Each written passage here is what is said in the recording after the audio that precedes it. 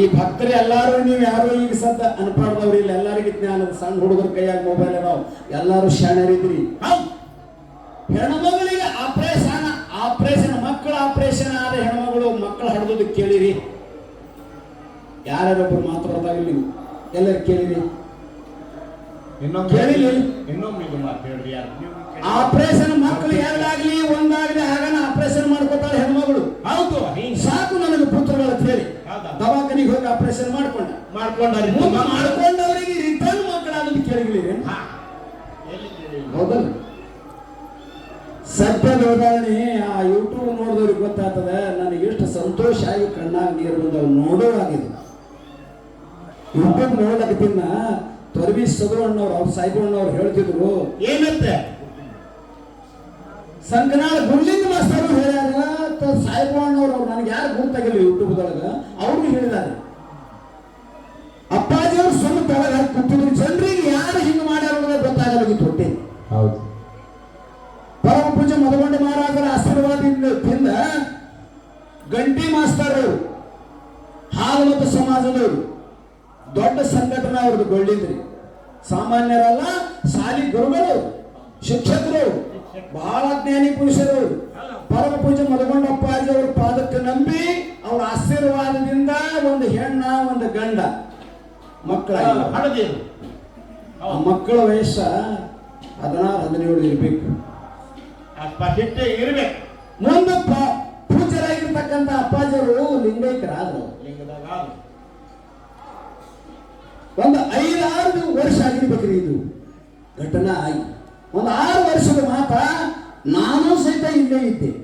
ಹೌದು, ಕಾರ್ಯಕ್ರಮ ಅಮಾಸಿ ನಾಳೆಗೆ ಹಿಂದಿನ ನಂತರ ಅವ್ರು ಬಂದಿದ್ರು. ಯಾವ ಅಮಾಸಿ ಬಂದ್ರು ನನಗೆ ತರಕಿಲ್ಲ. ಅಪ್ಪಾಜಿಯವರು ಇಲ್ಲಿ ಕುರ್ಚಿ ಮೇಲೆ ಹಾಕೊಂಡು ಕುರ್ಚಿ ಮೇಲೆ ಆಸನರಾಗಿ ಕೂತಿದ್ರು. ಗಂಡ ಹೆಂಡತಿ ಬಂದ್ರು.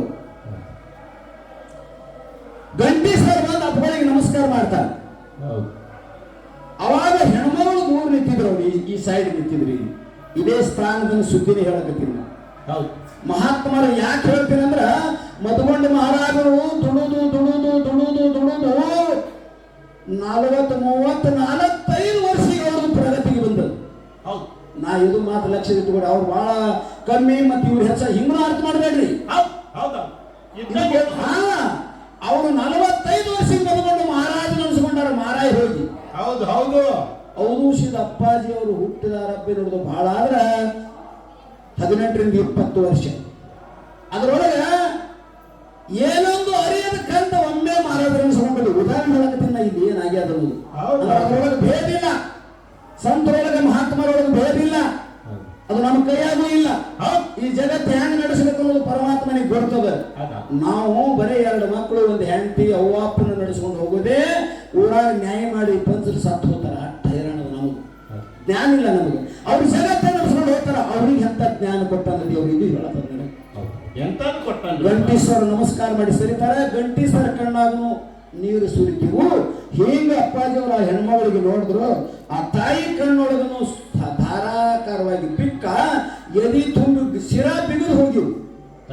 ಆ ರೀತಿ ಒಳಗೆ ಬಂದದವ್ರಿಗೆ ಸರ ಯಾಕೆ ಅಮ್ಮವ್ರು ಒಳಕತ್ತಾರ, ಅಕ್ಕವ್ರು ಯಾಕೆ ಅಳ್ತಾರೆ, ಬಾಯವ್ರು ಯಾಕೆ ಅಳ್ತಾರೆ, ಕಣ್ಣಾಗ ನೀರು ಯಾಕೆ ತೆಗೆದಿರಿ ಇಬ್ಬರು ಗಂಡ ಅಂತ ಕೂಡಲೇ ಮತ್ತಿಟ್ಟೊಳು ಬಂದು ಕುಂತು ಧಾರಾಕಾರವಾಗಿ ದುಃಖ ಮಾಡ್ತಾ, ಅಪ್ಪಾಜಿ ನಾವು ಏನು ಹೇಳ್ಬೇಕ್ರಿ ಅಂದ್ರು. ಯಾಕೆ ಏನಾಗ್ಯದ್ರಿ ಅಂತ ಕೇಳಿದ್ರ ಅಪ್ಪಗಳು. ಮಧುಗೊಂಡ ಮಹಾರಾಜರು ಒಂದು ಹೆಣ್ಣ ಒಂದು ಗಂಡ ಕೊಟ್ಟಿದ್ರು. ಗಂಟಿ ಸರ್ ಹೇಳ್ತಾರ, ದೊಡ್ಡ ಅಪ್ಪಗಳು ನಮ್ಗೆ ಸಂತಾನ ಭಾಗ್ಯ ಕೊಟ್ಟಿದ್ರು. ಹೌದು, ಒಂದು ಹೆಣ್ಣ ಒಂದು ಗಂಡ. 2 ಮಕ್ಕಳು ನಮಗೆ ಯಾವ ಕರ್ಮ ಮಾಡಿದೆ ಗೊತ್ತಿಲ್ಲ ಅಪ್ಪಾಜಿ. ಮಕ್ಕಳು ಪ್ರಾಣ ಕೊಟ್ಟಾರ. ಆಕೆಗೆ ದುಃಖ ಆಗ್ಯದ. ನಿಮ್ಮ ಮುಂದೆ ಹ್ಯಾಂಗ ಬಂದು ನಿಂದ್ರಲ್ಲ ನನ್ನ ಹೆಣ್ಣು ತಳ್ಳಕ್ಕೆ ತಾಳತ್ತ. ಹೌದಾ? ಅವಾಗ ಏಕಕಾಲಕ್ಕೆ ವ್ಯಾಳ್ಯ ಸಹಿತ ನೋಡ್ಲಿಲ್ಲ, ಟೈಮ್ ಮಾಡ್ಲಿಲ್ಲ, ವಿಚಾರ ಮಾಡ್ಲೇ. ಸರ್ ಮಾಸ್ತರ ಯಾಕೆ ಇಟ್ಟಾಗಿದ್ದೀನಿ?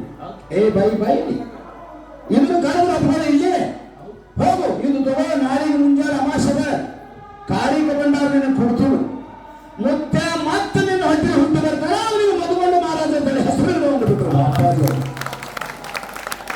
ಅವಾಗ ಗಂಡ ಹೆಂಡತಿ ಬಿಕ್ಕಿ ತೊಳ್ಕೋತು ಸರ್ ಶಾಣೆ ಮನುಷ್ಯ.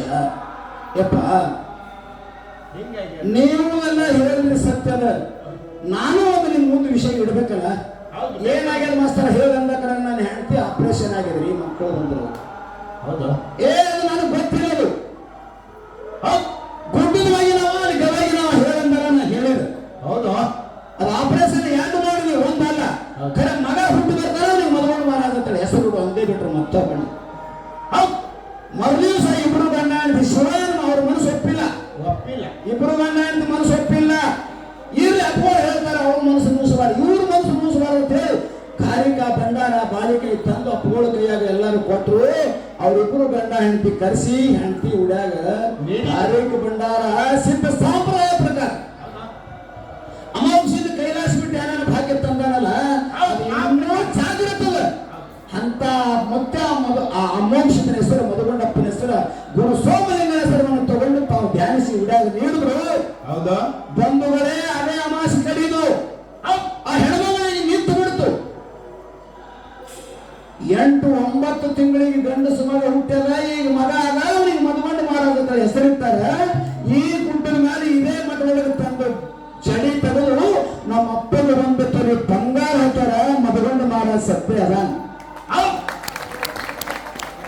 ಇದು ಎಂತ ಮಾತು. ತುಲಾಭಾರ ಕಾರ್ಯಕ್ರಮ ಸಹಿತ ಅವರು ಅಭಿಮಾನದಿಂದ ಮಾಡ್ಯಾರ. ಇನ್ನೂ ಪ್ರತಿ ವರ್ಷ ಮಾಡ್ತಾ ಇದ್ದಾರೆ. ಇದು ಸಾಮಾನ್ಯ ಮಾತೇನ್ರಿ. ಅಡಸರಿ ಬಿದ್ದದ ಅಪ್ಪಗಳು ಅಂತ ರೊಕ್ಕ ಒಂದ್ ಥೋಡಿ ರೊಕ್ಕ ಕೊಟ್ಟಾರೆ. ಮಕ್ಕಳು ಕೊಡು ಭಾಗ್ಯ ಸಾಮಾನ್ಯ ಹೇಳ್ರಿ. ಹೊಲ ಕೊಡಬಹುದು.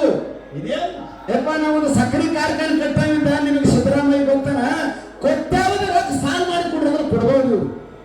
ಒಂದು ಮಗ ಅಂದ್ರೆ ಸಾಮಾನ್ಯ ಮಾತಲ್ಲ, ಜಗತ್ತಿನೊಳಗೆ ಮಿಗಿಲಾಗುತ್ತದ ಅಂತ ಪರಮಾತ್ಮನ ವಂಶಿಸ್ತರು ಭಂಡಾರದ ಒಡೆಯರನ್ನು ನಿಂದ ಮಾಡಂಗಿಲ್ಲ, ಈ ಭಾವದಿಂದ ನೋಡಂಗಿಲ್ಲ.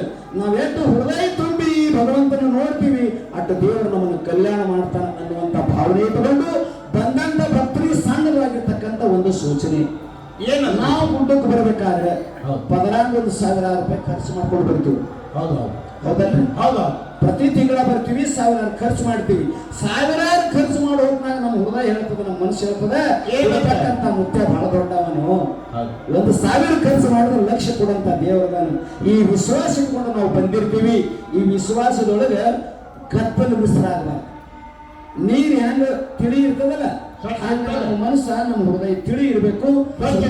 ದೂಷಿತ ಅಪ್ಪಾಜಿಯವರು ನಮಗೆ ಬೇಕಾದ ಕೊಡ್ತಾರೆ ಅನ್ನುವಂಥ ಮಾತನ್ನ ಗುಡ್ಡ